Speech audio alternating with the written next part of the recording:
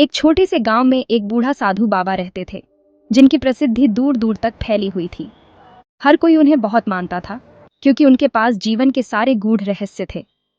एक दिन गांव का एक नकलची मुनीम, जो हर जगह दूसरों की नकल करके अपने आप को समझदार दिखाने की कोशिश करता था, साधु बाबा के पास आया।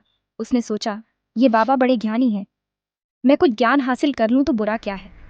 मुनीम बाबा के पास गया और बोला, बाबा, मुझे भी आपके जैसे बुद्धिमान बनने का राज बताइए।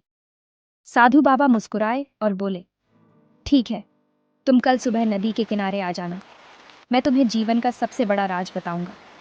मुनीम खुश होकर अगले दिन सुबह सुबह नदी के किनारे पहुंचा। बाबा पहले से ही वहां बैठे थे।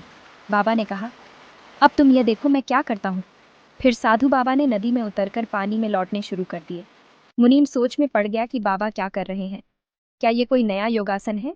कुछ समय बाद साधु बाबा बाहर आए और बोले, देखो, मैंने पानी में लौटते हुए एक रहस्य जाना है। जो लहरों से डरता है वह कभी गहरी नदी पार नहीं कर सकता। मुनीम ने सोचा, वाह, ये तो बहुत बड़ा ज्ञान है, अब मैं भी ज्ञानी बन गया। लेकिन जैसे ही वह वापस गांव लौटा, उसने सबको वही कहानी बताई।